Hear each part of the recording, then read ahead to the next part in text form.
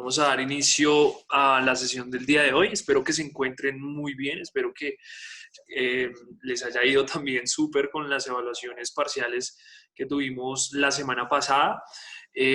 Rápidamente quisiera que dos personas me comentaran cómo les fue, cómo fue la experiencia con el botón de tareas, eh, cómo se sintieron. Rápidamente, dos personas que quieran compartirnos su Entonces, experiencia. Dale, Juan. bueno, pues nos fue bien, excepto en español. Ok. Y ya. Pero bien, o sea, el funcionamiento de la plataforma, las preguntas de ciencias sociales en general. Pues su materia, bien, En mi materia bien, porque porque en español esa vaina está todo crazy. estaba complicada. No es que había respuestas repetidas y esas vainas. ¿Y ustedes comentaron eso? ¿Le comentaron eso a su director de curso? Sí, Sí. profe. Ah, ok, ok. Sí, importantísimo que ese tipo de situaciones de una vez las comentemos con nuestro director de curso para que él esté al tanto y esté ahí pues con ustedes guiándolos en ese proceso, ¿vale? De acompañamiento en las evaluaciones, es supremamente importante y pues que ustedes tengan la posibilidad de hacer pues muy tranquilos sus evaluaciones. Chicos, rápidamente voy a llamar lista para que porfa me respondan presente eh, y salimos de esto de una vez que lo están solicitando, ¿vale? Entonces, María Fernanda Amado Clavijo, Presente. ¿vale? Arevalo Vanegas, Presente. Benavides Andrés Felipe, Juan Sebastián Buitrago, Juanita Castillo, Presente. María Alejandra Cifuentes, María Alejandra Cifuentes, Laura Alejandra Clavijo, Presente. Juan Miguel Clavijo, Presente. Samuel Cucunúa, no se pudo conectar, Santiago Guacheta, Presente. Guevara Paula Andrea. Ah, qué pena, qué pena, qué pena, qué pena. Juan Jerónimo Guevara. Presente. Listo. Tenemos ahora sí Paula Andrea Hernández. Esteban Montoya. Sergio Andrés Moreno Ariza. Presente. William Morris. Mosquera Barahona, Julián David. Presente. Dana Julieta Orjuela. Presente. Paula Andrea Orjuela. Presente. Alison Tatiana Ortiz. Presente. Laura Camila Parra. Prieto Vargas, Carlos Andrés. Prieto, Carlos Andrés. David Santiago Ramírez. María José Rodríguez. María Paula Rojas. Ruiz Jiménez Mariana. Y María Fernanda Umbarita. Presente. Listo. Gracias, chicos. Bien, chicos. Información general. Bueno, imagínense que estuve hablando con algunos contactos y me planteé una clase con ustedes, pero yo dije, bueno, no, realmente yo quiero que varias personas participen y en ese orden de ideas, pues en general yo hago este movimiento pues por el curso de noveno, por la historia, específicamente historia de Colombia de noveno. Y entonces tuve la oportunidad de hablar con una congresista de Colombia que se llama María José Pizarro. Ella es representante de la Cámara por Bogotá. Casualmente, digamos que está dentro de los contactos cercanos que yo tengo y nos aceptó una entrevista, una charla el día viernes de esta semana, de 2:30 a 3:30. María José Pizarro es la representante de la Cámara por Bogotá y ella es hija de un dirigente del M19, un importante dirigente del M19 que de hecho iba a ser el próximo presidente de Colombia después de que el M19, que es una guerrilla colombiana, se desmoviliza y pues finalmente a Carlos Pizarro lo asesinan, ¿sí? Él entonces deja una hija, ¿cierto? Bueno, por ahí estaba leyendo que había un hijo, pero digamos que el chico no, el señor ya que supongo no figura como figura pública, pero entonces su hija, María José Pizarro, se dedicó a recoger absolutamente toda la historia de su papá. Ella hace una exposición en el Museo Nacional que se llama Pizarro vuelve, o no recuerdo cómo se llama específicamente, pero entonces se llena el museo, es un éxito esa exposición en el Museo Nacional, hacen una película y entonces digamos que la historia que María José tiene de experiencia propia es muy, muy importante porque pues finalmente habla de ese siglo XX de Colombia bastante violento, ¿cierto? Entonces tenemos una narración de primera mano de una persona que vivió, de una hija de un comandante, de una guerrilla, ¿cierto? Que nos va a dar a nosotros la posibilidad de charlar y dialogar con ella, ¿sí? Desafortunadamente solamente pude gestionar una sola hora de exposición y esa exposición pues evidentemente va a ser el viernes de 2:30 a 3:30, pero la idea es que ella nos cuente de primera mano pues su experiencia, la guerra, todo el proceso de paz, todo lo que significa ser hija de un comandante, de una guerrilla, y pues digamos que ahora cuáles son esas proyecciones para una Colombia diferente, ¿sí? Digamos que eso es lo que me interesa, el tema es muy, muy, muy interesante, tanto así que vamos a hacer un evento masivo. Yo espero que por favor ustedes asistan, pues tenemos, obviamente esto yo lo voy a grabar, pero sí es necesario que asistan porque de allí va a salir un trabajo que vamos a tener que realizar, ¿listo? En el caso de grado noveno.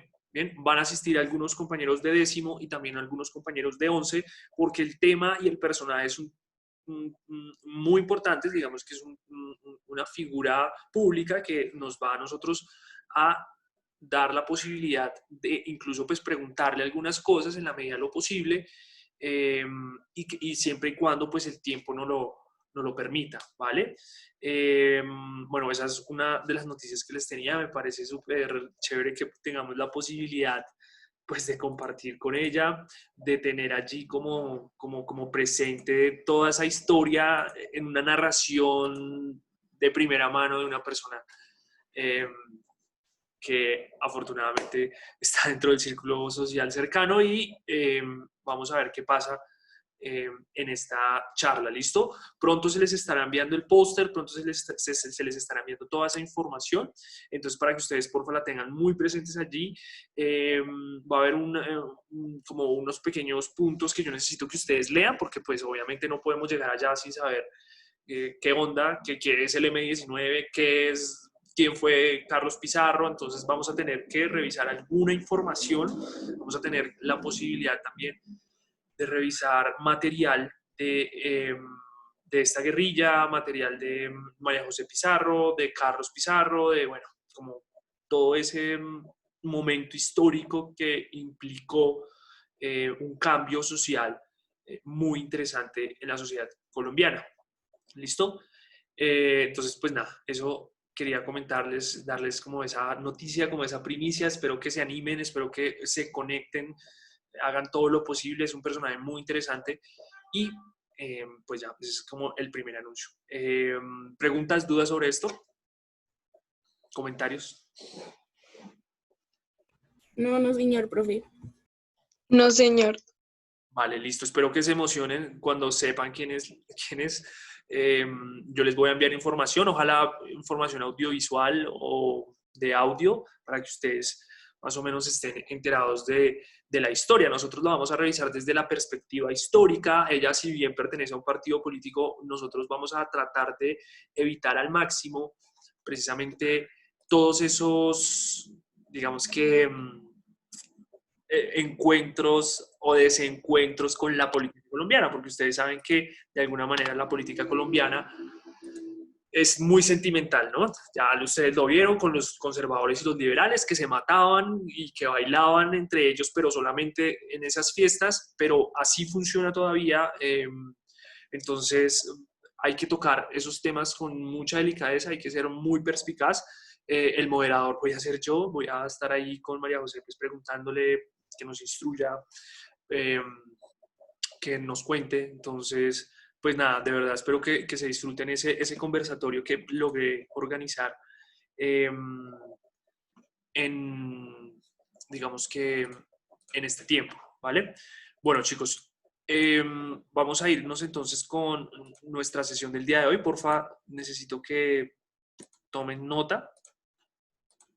Tenemos entonces aquí Historia de Colombia. Me avisan, porfa, cuando vean la pantalla.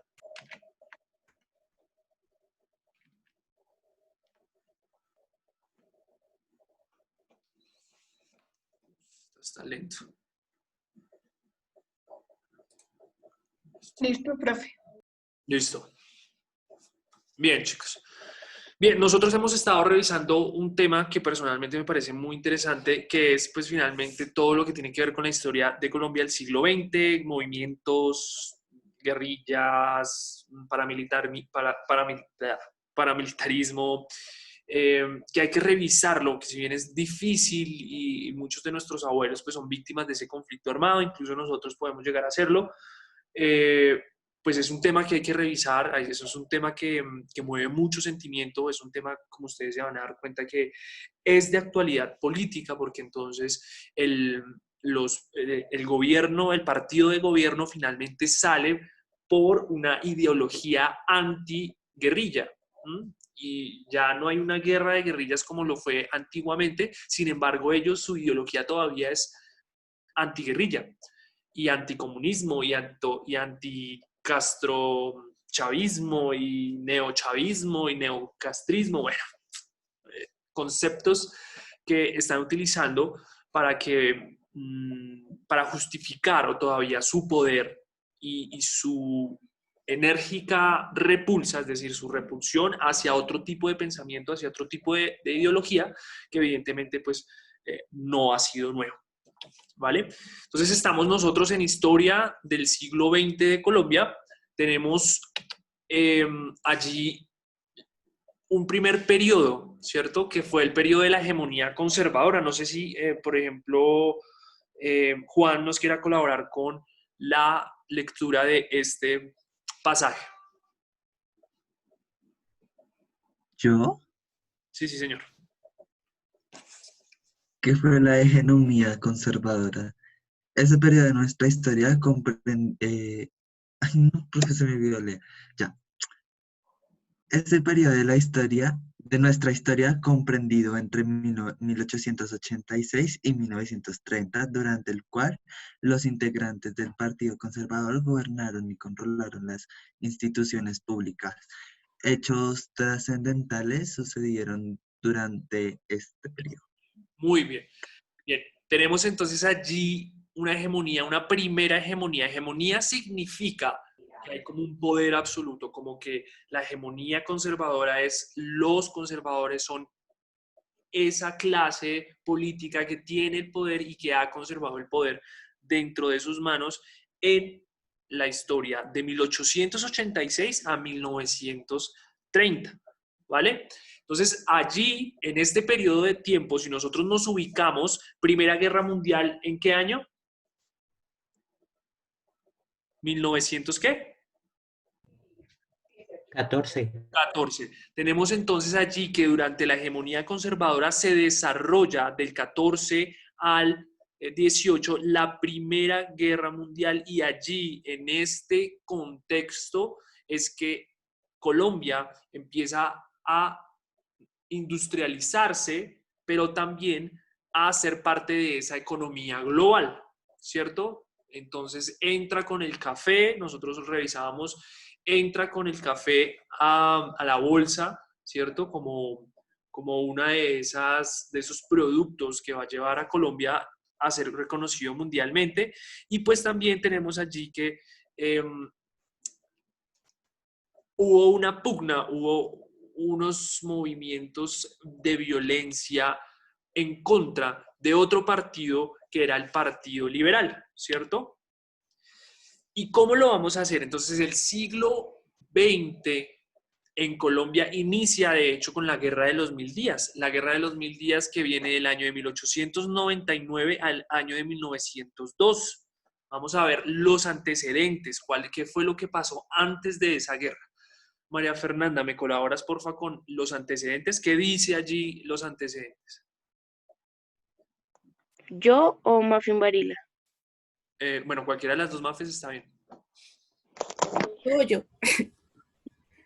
Antecedentes. La división entre los liberales y los conservadores. La crisis económica. Los problemas sociales. Bien, la división entre los liberales y los conservadores es algo fundamental en este periodo porque ellos se van a odiar a muerte. A muerte tanto es así que habían unos barrios en Bogotá que eran conservadores y habían unos barrios liberales, ¿cierto? Incluso después de la Revolución Rusa en Colombia, más o menos hacia el 20, hacia el 30, hacia el 40, ¿cierto? En 1940, hay unos barrios obreros comunistas, ¿cierto? Aquí en Colombia.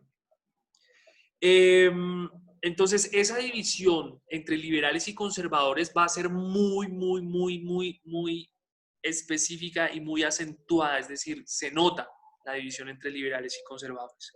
Tenemos allí una crisis económica, el país venía, raro en Colombia, venía de una crisis económica porque no había los suficientes recursos, no había una buena administración, posiblemente habían problemas de corrupción, no había una buena administración de esos recursos, en fin, ¿cierto? Tenemos allí una crisis económica y también unos problemas sociales derivados de esa crisis económica, que son básicamente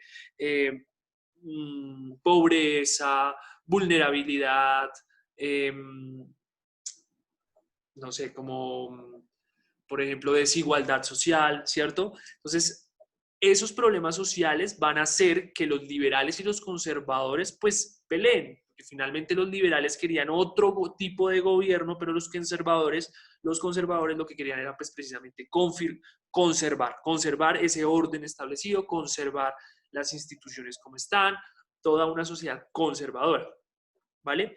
Hay unos hechos que ocurrieron en la Guerra de los Mil Días. Ahora sí, no sé, que nos ayude Juan, no, ya nos ayudó Juan Miguel. Santiago Guacheta, léenos por favor los hechos. El conflicto empezó en Santander el 24 de octubre de 1899 con la Batalla de los Obispos. El 15 y 16 de diciembre se presentó un enfrentamiento en Peralonso, en el norte de Santander. Los liberales combatieron organizados en guerrillas. En 1902, los liberales al mando de Benjamín Herrera decidieron negociar su rendición. Listo. Entonces tenemos allí una guerra que no es una guerra contra otro país, no es una guerra contra... ¿Cómo les explico? No es una guerra en la cual haya actores externos, es decir, personas de otros países, ¿sí? Si bien esas ideas liberales estaban llegando de Europa y de otros sitios del mundo, entonces es en los liberales donde se concentra un pensamiento de cambio, un pensamiento de alguna manera revolucionario que evidentemente no gustaba a los conservadores, ¿sí? Entonces, la Guerra de los Mil Días entonces empieza con la batalla de los obispos el 24 de octubre de 1988. ¿Quiénes se enfrentaban? Se enfrentaban conservadores, que eran el partido de gobierno, pero se enfrentaban contra las guerrillas liberales que se organizaron en guerrillas, ¿cierto? El término guerrilla viene, o sea, el término guerrilla viene de una acepción, de un concepto español, ¿cierto? Que eran organizaciones que estaban en desacuerdo con el poder, ¿cierto? Y le hacían frente y le hacían batalla, pero ellos sabían que si se enfrentaban directamente contra ese poder iban a perder. Entonces, ¿ellos qué hacían? Ellos tenían pequeñas guerras, ¿cierto? En diferentes territorios para así debilitar el poder, ¿cierto? Entonces, la guerrilla es un diminutivo de guerra. La guerra es grande. La guerrilla o la guerrita, ¿cierto? Es una guerra pequeña. La guerrilla, la guerra de guerrillas, entonces son pequeñas guerras que se libran en diferentes momentos y en diferentes espacios. ¿Listo? Entonces, eso es importante también conocerlo. Los liberales no tenían el poder político ni militar para enfrentarse directamente a los conservadores y les toca organizarse en guerrillas, guerras pequeñas que le hacían frente al conservadorismo en Colombia. Ahora, en 1902 tenemos que evidentemente hay como un acuerdo, se firma un acuerdo en un barco, que de hecho nosotros ya habíamos revisado este periodo, se firma en un barco y prometía una paz duradera en la cual pues liberales y conservadores iban a estar en una posición mucho más equilibrada. ¿Listo? Entonces tenemos allí liberales al mando de Benjamín Herrera cuando firman allí su rendición, pero también como con unas negociaciones. Tenemos unas consecuencias de eso. Entonces quiero que por favor Sergio Moreno me ayude con esas consecuencias. La muerte de más de 100.000 colombianos, una fuerte crisis económica, la permanencia del odio entre liberales y conservadores. Listo, chicos. Entonces tenemos aquí unas consecuencias que evidentemente van a resaltar ese odio finalmente o ese rencor que se tienen entre conservadores y liberales. No es muy diferente del odio que los políticos actuales tienen. ¿Cuáles son? Por mencionar algunos personajes, Centro Democrático y el Polo Democrático, o partidos de oposición como Partido Verde o incluso Bogotá o Colombia Humana, ¿cierto? Entonces, tenemos allí un odio que todavía pertenece a esta, o sea, es un sentimiento que hoy todavía nos acompaña. Por eso les digo que la política colombiana es muy, muy sentimental, ¿vale? Tenemos rápidamente aquí los presidentes que hicieron parte de esa hegemonía conservadora, ¿bien? Ahora, ¿qué pasa después de la hegemonía conservadora?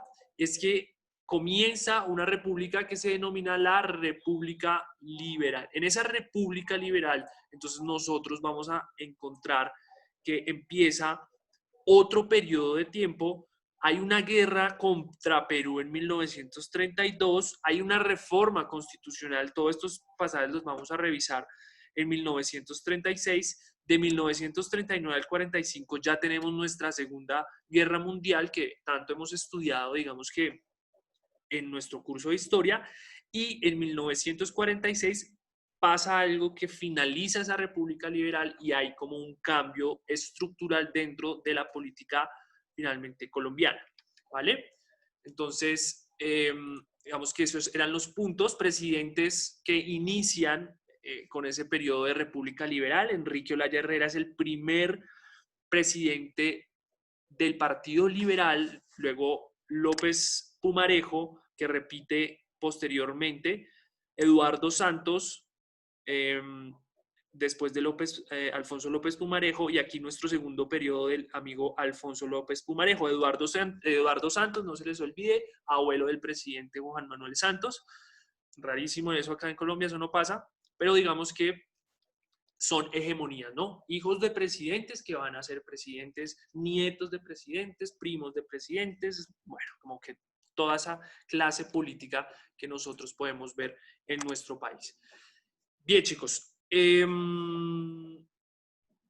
Entonces, tenemos esta información es de también, si se dan cuenta, es una información muy general, pero es una información que es necesaria y que pienso que debemos conocerla, ¿cierto? O sea, no es una información supremamente densa la cual yo no pueda procesar, sino que es una información muy puntual que nos ayuda a entender posteriormente los procesos, ¿cierto?